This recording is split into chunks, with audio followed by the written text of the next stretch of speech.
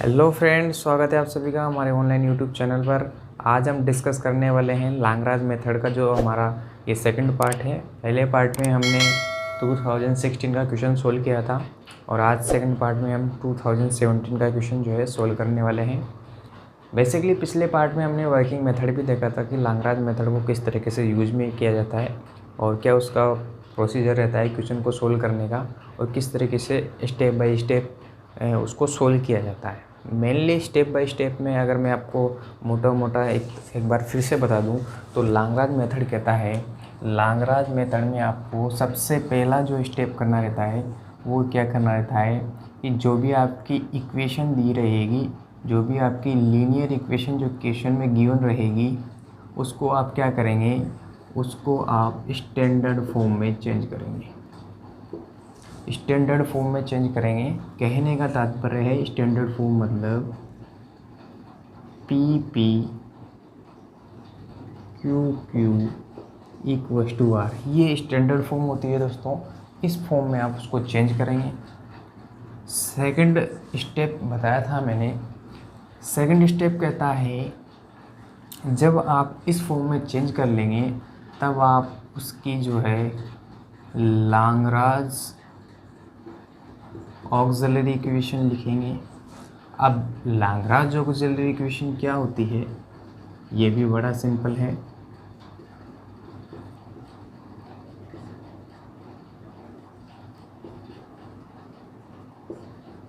P Q आप देख पा रहे होंगे, पी क्यू आर कहाँ से लिया गया है, जो आपके स्टैंडर्ड फॉर्म में जो स्मॉल पी क्यू के जो कोफिशिएंट है वो कैपिटल पी क्यू यहाँ पर यूज किए गए हैं, और आर आप देख ही पा रहे होंगे। तो ऑक्सिलरी इक्वेशन लिखनी रहती है सेकंड स्टेप में।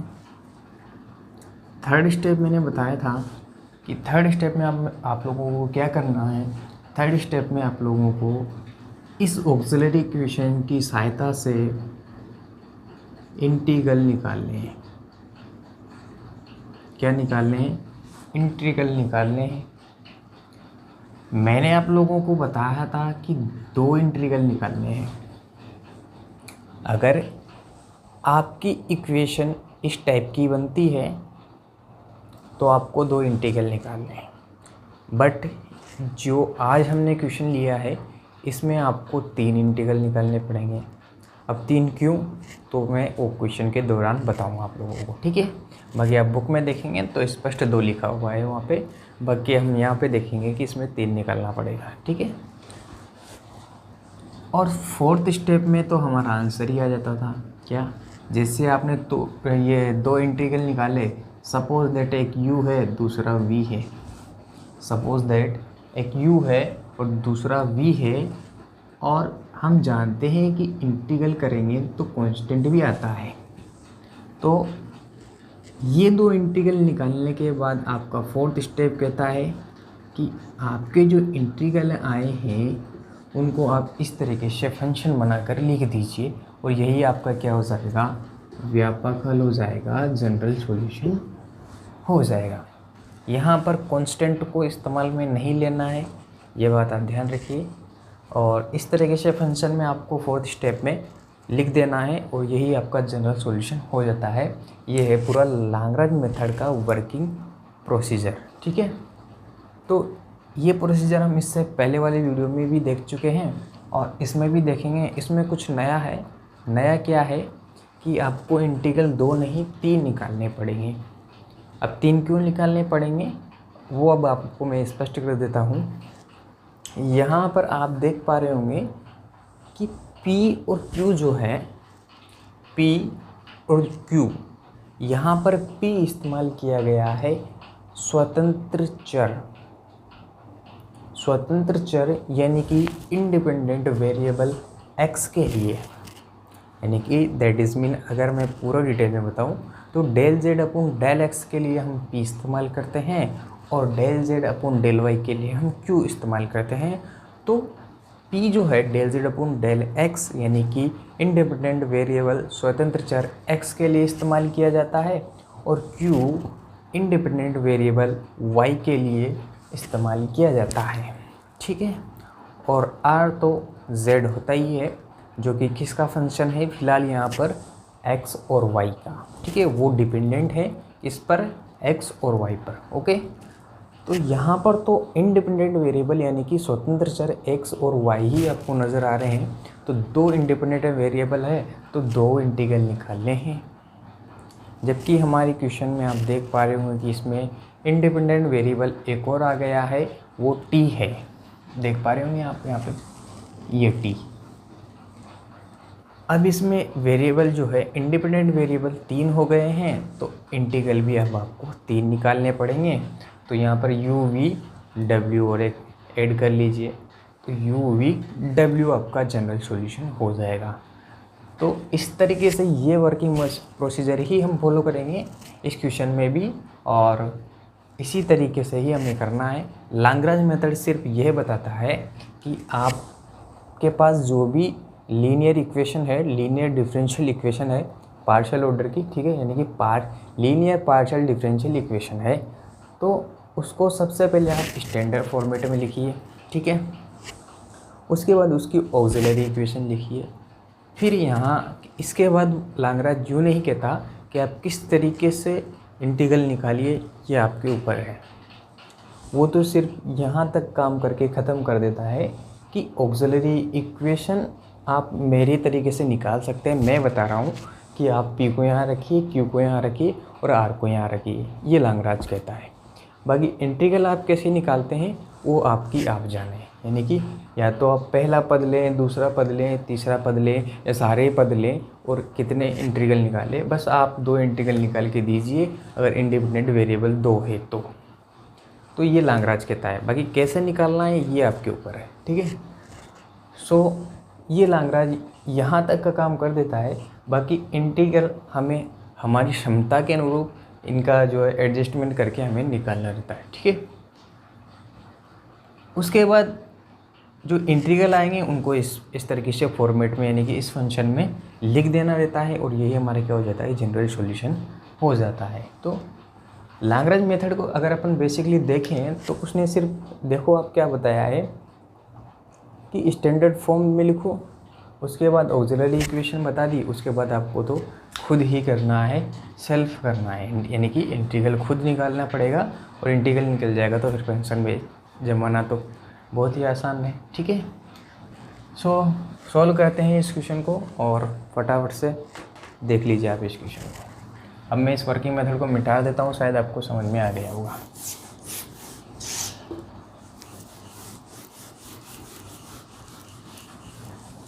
देखिए, सबसे पहली बात, पहला स्टेप क्या है दोस्तों कि इसको जो है हम स्टैंडर्ड फॉर्मेट में चेंज करें, ठीक है। स्टैंडर्ड फॉर्मेट यानी कि पी, क्यू और आर के कोफिशिएंटों के रूप में उसको जमा दें, ठीक है। तो अभी हाल मैंने बताया कि del Z upon del X P होता है और del Z upon del Y Q होता है। नया फॉर्मेट आ गया है del Z upon del T, इसको अपन कुछ और मान लेंगे नो डाउट, और राइट हैंड साइड का विदाउट डेरिवेटिव फंक्शन, बिना अवकलज वाला फंक्शन राइट हैंड साइड का वो ऑलवेज आर होता है, ठीक है। सो सबसे पहले मैं यहाँ पे डायरेक्टली लिख देता हूँ, ठीक है, कि solution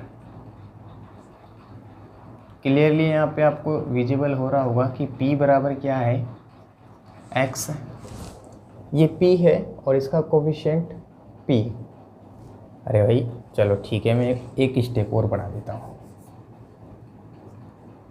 x dot p plus y dot q, this is the small p, sorry this is the small p and this is the small q plus t। अब इसको क्या माने, अच्छा मैंने इसको मान लिया स्मॉल t डैश, ऐसे बुक में दिया तो नहीं हुआ है, मैंने सब जगह देख लिया, लेकिन हम इसको साइड में मेंशन कर देंगे कि t डैश बराबर हमने क्या माना है, जिससे हमारा क्वेश्चन गलत तो हरगिज़ ही नहीं होगा, ठीक है। सो उसके बाद यहाँ पे देखिए आप, ये A Z plus X Y upon T. अब आप यहाँ ऐसे कोष्टक लगा के लिख सकते हैं कि टी डैश हमने क्या माना है, del Z upon del T. ठीक, तो अब ये क्वेश्चन हमारा 100% राइट रहेगा। आपने क्यों क्या सपोज किया वो हमने यहाँ पे मेंशन करके बता दिया है। ठीक है, क्योंकि इसके लिए कोई पर्टिकुलर हमें पी क्यू के बाद कोई वेरिएबल नहीं दिया हुआ था, तो हमने टी डैश मान लिया। टी मानेंगे तो स्मॉल टी हो जाएगा, सो मैंने टी डैश लिया उसको। ओके, आप कुछ भी ले सकते हैं, नो डाउट। फिर उसके बाद आप देखिए, अब आप यहाँ पे देख पा रहे होंगे, अगर आप इसको जनरल फॉर्मेट से कंपैरिजन करें तो ये किसकी जगह पे आ रहा है। फिर भी मैं यहाँ पे एक बार फिर से लिख देता हूँ general format, P P Q Q, और अनदर एक और फॉर्मेट आ चुका है हमारा। अब उसको क्या दें भैया, टी, अच्छा टी डैश बराबर आर। Okay, this is the P P and T dash equals to R. तो यहाँ पर हमारा ये काम हो जाता है। उसके बाद अगर आप इस टी डैश को मेंशन ना करना चाहें तो भी कोई दिक्कत नहीं है, अगर आप फिर भी लिख देते हैं तो अच्छी बात है। बाकी इसका ओके चलो अच्छा है। अब यहाँ पर देखिए, आप इससे कंपैरिजन कीजिए, ये स्टैंडर्ड फॉर्मेट लिख दिया है मैंने। अब यहाँ से इस फंक्शन की, इस इक्वेशन की इस स्टैंडर्ड फॉर्मेट से आप तुलना करेंगे तो आप क्लियरली देख पा रहे होंगे कि p बराबर क्या है, x है। This is the small p का coefficient capital P, small p इसका coefficient capital P, that is mean x equal to capital P। उसी प्रकार q equal to y and t equal to t equal to यहाँ पर t ही है। उसके बाद यहाँ पे देखिए, ये r इक्वल टू क्या हो जाएगा, ये वाला राइट वाला फंक्शन, सो दिस। तो p q r और t v हमने यहाँ पे निकाल दिया है। ठीक है, इस तरीके से अब हम लिखते हैं इसकी Lagrange equation. Lagrange auxiliary equation. Lagrange auxiliary equation क्या हो जाएगी, dx अपॉन x, तो x की जगह पर dx upon p। Lagrange auxiliary equation क्या थी, dx upon p equal to dy upon q equal to dz upon r। ठीक है, तो ये लाग्रांज ऑक्सिलरी इक्वेशन होती है। तो dx अपॉन p और p की जगह पर कौन है, x, dy अपॉन q और q की जगह पर कौन है, y। अनदर फंक्शन, तो ये ले लेते हैं हम dt upon t, this is the t, and उसके बाद dz अपॉन r होता है, और r की वैल्यू क्या है, az plus X Y upon t। बात समझ में आ गई। ठीक है, ये ऑक्सिलरी इक्वेशन होगी, लाग्रांज मेथड का काम खत्म। ठीक, तो अब हमें इस ऑक्सिलरी इक्वेशन की सहायता से 3 इंटीग्रल निकालने हैं। बात समझ में आई गई होगी आपको कि 3 इंटीग्रल क्यों निकालने हैं, क्योंकि एक्स वाई के साथ टी भी आ चुका है, तो 3 इंटीग्रल निकालने पड़ेंगे। अच्छा, 3 इंटीग्रल निकालने के लिए आप क्या अप्रोच अपनाएं यहाँ पे, क्योंकि इन्हीं पदों की सहायता से आपको क्या निकालने हैं, इंटीग्रल निकालने हैं। तो आप कौन सा पद किसके साथ लें। ऑक्सिलरी इक्वेशन को ऐसे सोल्व किया जाता है जनरली कि पहले पद उठा लो, ये वाला पद उठा लो, ये वाला पद इसके साथ उठा लो, कोई भी 2 पद ले लिए जाते हैं और उनको सोल्व करके इंटीग्रल निकाल लिया जाता है। ठीक है, आसान भाषा में कहूँ तो मेन बात ये रहती है कि कौन सा पद लें ताकि आसानी से इंटीग्रल आए। ठीक है, तो उसको आप थोड़ा गौर फरमाइए यहाँ पे। तो मैं कौन से पद लेता हूँ, लेट फर्स्ट एंड सेकंड, मैं कौन सा ले रहा हूँ, फर्स्ट एंड सेकंड पद ले रहा हूँ। ठीक है, तो फर्स्ट और सेकंड लूँगा तो देखिए क्या हो जाएगा, dx upon X equals to dy upon Y. पहला और दूसरा पद लिया है मैंने। ठीक, पद ले तो लिया है, अब मैं क्या करूँगा, इसका इंटीग्रेशन और कर दूँगा, क्योंकि भाई हल निकालना है और हल तो इंटीग्रेशन करने के बाद ही निकलेगा। तो जैसे मैं इसका इंटीग्रेशन करता हूँ तो डी एक्स अपॉन एक्स का तो हो जाएगा log x, और डी वाई अपॉन वाई का क्या हो जाएगा log y, फिर कांस्टेंट भी आएगा log c1। ओके, क्या आ जाएगा log c1। क्योंकि ये कांस्टेंट है तो आप कुछ भी लिख सकते हैं, माइनस log c1 भी लिख सकते हैं, इसको कोई दिक्कत नहीं है। माइनस log c1 भी कर सकते हैं, प्लस log c1 भी कर सकते हैं, प्लस log c4 भी कर सकते हैं, c4 भी कर सकते हैं, कुछ भी कर सकते हैं, कोई दिक्कत यहाँ पर नहीं रहती है कांस्टेंट के साथ। क्यों मैं यहाँ पे माइनस क्यों ले रहा हूँ वो आपको थोड़ा सा आगे क्लियर हो जाएगा। यहाँ देखिए आप, क्योंकि मैं इनको चेंज करने वाला हूँ, log x को इधर भेजने वाला हूँ और log प्लस c1 को इधर भेजने वाला हूँ, ठीक है। या फिर कांस्टेंट आप इधर ही ऐड कर दीजिए तो भी कोई दिक्कत नहीं आएगी। log यहाँ पे log c1 जो मैंने कांस्टेंट यहाँ पे सब्सट्रैक्ट किया है, आप इधर जोड़ दीजिए ना, कोई दिक्कत नहीं कि इधर की साइड में कांस्टेंट लगाओ या इधर की साइड में कांस्टेंट लगाओ, उससे कोई फ़र्क नहीं पड़ता है। सो अब मैं इस log c1 को इधर ले आऊँगा और log x को उधर ले जाऊँगा, ठीक है। log y, तो log x इधर आ गया तो माइनस का log x, और log c इधर आया तो ये प्लस का हो जाएगा। So this is the log c1, ठीक है। log y minus log x क्या हो जाएगा, ये हो जाएगा आपके पास में log y upon x equals to log c1। तो ये दोनों तरफ से log कैंसिल आउट हो जाएगा, तो y अपॉन x बराबर c1। This is the equation number first. Okay, उसी प्रकार फिर मैं ले रहा हूँ again, let first and third,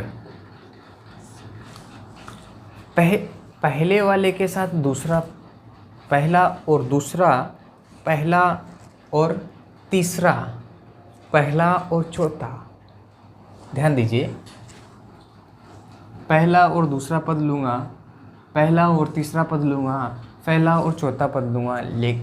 मतलब कहने का तात्पर्य मैं प्रोसीजर कौन सा अपना रहा हूँ कि पहला पद तो लेना ही लेना है, पहला और दूसरा, पहला और तीसरा, और पहला और चौथा, ठीक है। मैं ऐसा क्यों ले रहा हूँ क्योंकि आगे हमारी ये हेल्प करेगा, ठीक है। वो आपको आगे क्वेश्चन में देखने को भी मिल जाएगा, ठीक है। और इससे हमारा सीक्वेंस भी नहीं बिगड़ेगा और ये काफ़ी इजीली तरीके से हम इसको याद भी कर पाएंगे। तो यहाँ से हमने इक्वेशन नंबर फर्स्ट यानी कि पहला इंटीग्रल तो यहाँ पे निकाल लिया। ओके, सेकंड इंटीग्रल निकालते हैं। उसके लिए मैंने लिया है फर्स्ट एंड थर्ड पद। तो फर्स्ट ये रहा डी एक्स अपॉन एक्स और थर्ड क्या है डी टी अपॉन टी। तो क्या मैं इसका इंटीग्रेशन डायरेक्ट नहीं बता सकता? क्या मुझे पूरा लिखने की ज़रूरत है? नहीं है। जैसे डी एक्स अपॉन एक्स और डी वाई अपॉन वाई का इंटीग्रेशन किया था, सेम वही की वही इंटीग्रेशन यहाँ पर है। तो इसका इंटीग्रेशन क्या आ जाएगा? इसका इंटीग्रेशन आ जाएगा टी अपॉन एक्स बराबर C2। This is the equation number 2। अरे वाई की जगह पर क्या आ गया? सिर्फ टी आ गया, तो ये टी अपॉन एक्स बराबर C1 था, इस बार C2 मान लिया, ठीक है। तो डायरेक्ट कर सकते हैं, कोई दिक्कत नहीं है यहाँ पर। So this is the integration number 2। Last integration बचता है, तो अगेन ले लीजिए, again let first and fourth. अब मैं कौन सी टर्म ले रहा हूँ? फर्स्ट एंड फोर्थ, ठीक है। सो सबसे पहले लूँगा मैं फर्स्ट और इसके बाद में fourth, D Z upon A Z plus X Y upon T. Okay, अब इसको क्या करें, हम सिंप्लीफाई कर लेते हैं क्योंकि यहाँ पर थोड़ा पेचीदा मामला नज़र आ रहा है। तो देखिए, सिंप्लीफाई ये तभी हो पाएगा जब इस वाले पद को इधर भेज देते हैं और इस वाले पद को इधर शिफ्ट कर देते हैं, जिससे क्या होगा कि D Z upon D x बन जाएगा, ठीक है। सो इधर तो D Z upon D x बन गया और इधर क्या हो जाएगा, ये इधर जाते ही A Z plus X Y, A Z plus X Y upon T, और इसको डिवाइड करना है एक्स से, ठीक है। ये मैंने एक्स से डिवाइड कर दिया। ओके, एक्स से भी डिवाइड कर दिया क्योंकि एक्स वाई अपॉन टी था तो एक्स एक्स कैंसिल आउट हो जाएगा। ओके, सो इसको मैं थोड़ा और, चलो इधर लिख देता हूँ, उधर फिर आप यूज में ले लेंगे उसको भी। देखिए D Z upon D X as it is है, इस वाले पद को मैं इधर लाऊंगा तो ये ए अपॉन एक्स, इसको कोष्टक में लिख देता हूँ तो ताकि अच्छे से दिखेगा आपको। इक्वल्स टू में कितना रह गया, वाई अपॉन टी। ठीक है, अब y की वैल्यू क्या है,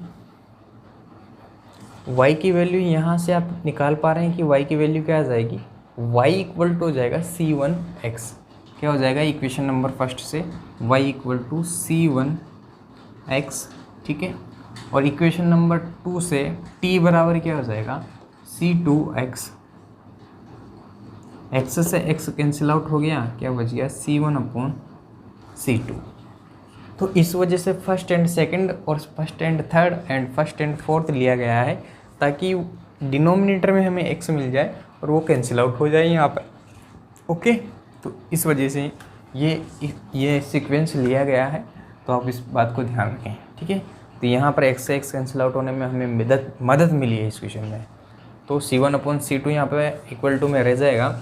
और आप इस इक्वेशन को ध्यान से देखिए, ये आपको किस फॉर्मेट की नज़र आ रही है।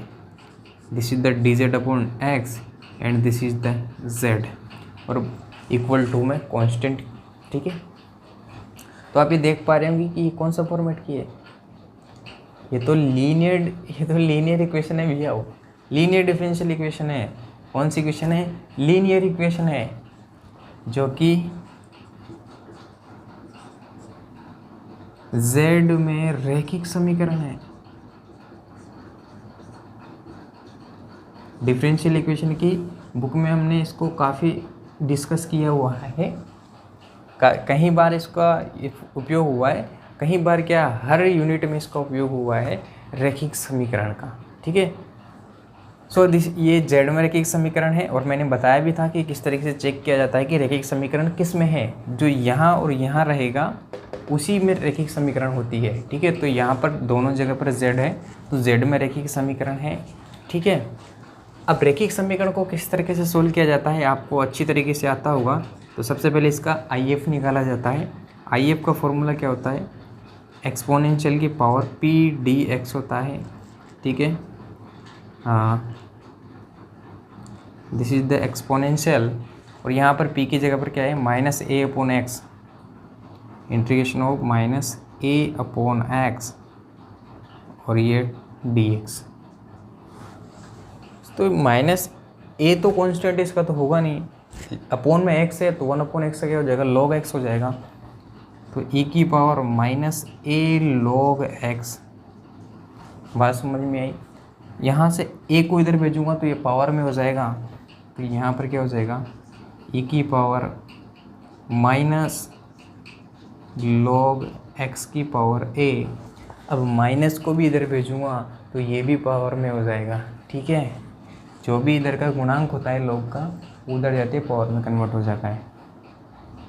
ठीक है, तो यहाँ से ये हो जाएगा e की पावर log x की पावर माइनस a।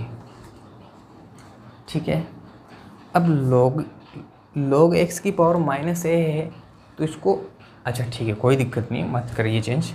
और हम जानते हैं e की पावर log x क्या होता है, x होता है। क्या मैंने पहले भी बताया था आपको कि चूँकि e की पावर log x क्या होता है, x होता है। e की पावर log x क्या होता है, x होता है। तो यहाँ पर देखिए e की पावर log और x की पावर कुछ भी हो, फिलहाल तो आएगा तो x ही ना, और x की जगह पर क्या है यहाँ पर x की पावर माइनस a। तो इसको हम क्या लिख सकते हैं डायरेक्ट, IF क्या आ गया, x की पावर माइनस a। ठीक है, तो ये हमारा IF आ गया है। और उसके बाद IF निकालने के बाद फॉर्मूला होता है कौन सा, फिलहाल यहाँ पर z के लिए सोल्व कर रहे हैं तो फॉर्मूला z के लिए बोलेंगे तो z dot IF equal to integration of IF into Q। Q क्या है यहाँ पर, this is C1 upon C2, जो राइट हैंड साइड में रहता है उसको Q बोलते हैं, लीनियर डिफरेंशियल इक्वेशन के लिए, ठीक है, रैखिक समीकरण को हल करने के लिए, ठीक है। जब रैखिक समीकरण आती है तो उसमें जो राइट हैंड साइड का रहता है वो क्यू रहता है, ठीक है। जिस तरीके से यहाँ पर ये पी है और राइट हैंड साइड का क्यू रहता है, ठीक है। तो फॉर्मूला फिलहाल मैं यहाँ लिख देता हूँ, कोई दिक्कत नहीं है फॉर्मूला लिखने में। तो z.if equals to integration of, दिख रहा है यहाँ पर, कोई दिक्कत नहीं है, ठीक है। इंटीग्रेशन ऑफ if.q, फिर इसके बाद में चूँकि x नहीं है z है ना, सभी जगह z है, तो ये dz प्लस c, ठीक है।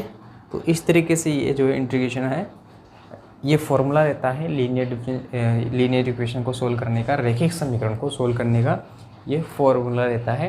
तो IF निकाल लिया, अब ये फॉर्मूला हम यहाँ पे लगा देते हैं। IF क्या आया था हमारा, x की पावर माइनस a, ठीक है। इसको z से भी मल्टीप्लाई करना है, तो ये z, integration of IF x की पावर माइनस a। उसके बाद में q क्या है, this is the q, and q की वैल्यू क्या है, C1/C2, क्योंकि जो कि कांस्टेंट है, तो इसको मैं इंटीग्रेशन के बाहर ही लिख देता हूँ, C1/C2, और ये dx प्लस c, ठीक है, dx प्लस c, क्योंकि टर्म्स सारी x में है फिलहाल भी, तो आप यहाँ x कर लीजिए, ठीक है, dx प्लस c, ओके। अब मैं यहाँ पर क्या करूँगा, इंटीग्रेशन कर देता हूँ, तो इससे हमारा आंसर आ जाएगा x की power minus a dot z equal to C1/C2। x की पावर माइनस a का इंटीग्रेशन क्या हो जाएगा, x की पावर माइनस a प्लस 1, तो this is the minus a plus 1 plus c। तो यहाँ से देख पा रहे होंगे आप, x की power minus a dot z बराबर C1/C2, और डॉट यहाँ पर क्या हो जाएगा ये,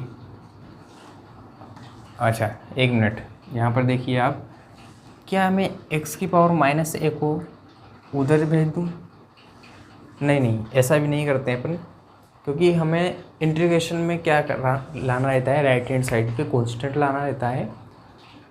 तो यहाँ पर ये भी कांस्टेंट, ये भी कांस्टेंट, ये भी कांस्टेंट, तीन कांस्टेंट हो गए। अब राइट हैंड साइड में कैसे रखें, तो ऐसा करते हैं, इन कांस्टेंटों को क्या कर देते हैं, वापस से रिप्लेस कर देते हैं वेरिएबल से। कैसे, क्योंकि हम जानते हैं कि C1/C2 किसके इक्वल है, y/t के इक्वल है। तो मैं यहाँ पर C1/C2 की जगह पे क्या रख दूँगा, वापस y/t रख दूँगा, और ये हो जाएगा x की पावर माइनस a प्लस 1, और नीचे क्या 1 माइनस a कर दूँ इसको, ठीक है, plus this is the c की जगह पे आप C2 कर दो तो अच्छा लगेगा, क्योंकि पहला C1 है, ये C2 हो जाएगा, ओके। सो अब इस वाले पद को भी मैं इधर ले आता हूँ, क्योंकि इक्वल टू में सिर्फ कांस्टेंट चाहिए रहता है। तो इसको z को मैं आगे लिख देता हूँ, x माइनस a बराबर, सॉरी इसको तो इधर ले आएंगे तो ये माइनस का हो जाएगा, y/t x की power 1 minus a equals to C2। ये हमें तीसरा इंटीग्रल भी मिल गया। This is the equation number 3। तीन इंटीग्रेशन निकालने थे, पहला, दूसरा और तीसरा, 3 इंटीग्रल मिल चुके हैं। ये पहला इंटीग्रल मिला, ये दूसरा इंटीग्रल मिला, और ये लास्ट में तीसरा इंटीग्रल भी मिल चुका है, ठीक है। अब लास्ट स्टेप क्या कहता है, लास्ट स्टेप कहता है कि जो भी आपके इंटीग्रल मिले हैं उनको आप क्या करो, एक फंक्शन में कैद कर दो, तो वही आपका क्या हो जाएगा, general solution. Function of this is the C1, तो यहाँ पे आएगा y/x, and this is the C2, तो ये t/x। उसके बाद में C2 यहाँ पे इस्तेमाल कर लिया है ना, या C3 कर लो फिर इसको, C3, ठीक है। तो C3 की जगह पर क्या आ जाएगा, यहाँ पे z x की पावर माइनस a और x की पावर 1 माइनस a अपॉन, कुछ छूट गया क्या, यस, जेड एक्स की पावर माइनस ए माइनस वाई अपॉन टी, और ये एक्स की पावर 1 माइनस ए अपॉन 1 माइनस ए, और यही क्या है आपका इक्वल टू में 0 भी आता है। ठीक है, तो यही क्या है आपका आंसर है। ठीक है, इस तरीके से जो है पूरा क्वेश्चन सॉल्व किया जाता है और इस तरीके से जो है आंसर निकाल सकते हैं किसी भी क्वेश्चन का। ये भी काफ़ी अच्छा क्वेश्चन है क्योंकि इसमें इम्पोर्टेंट क्या है, इम्पोर्टेंट ये है कि इसमें एक और वेरिएबल ज़्यादा आया हुआ है और यही प्रश्न 2017 में पूछा गया है। तो इस तरीके के जो अपवाद स्वरूप क्वेश्चन रहते हैं वो भी अक्सर पूछे जाते हैं। ठीक है, तो आप इस क्वेश्चन को भी अच्छे से करें। इसके बाद जो है हमारे लैग्रांज मेथड के जो प्रश्न है वो समाप्त हो जाते हैं। अब हम नेक्स्ट मेथड पर चर्चा करेंगे। तब तक के लिए धन्यवाद।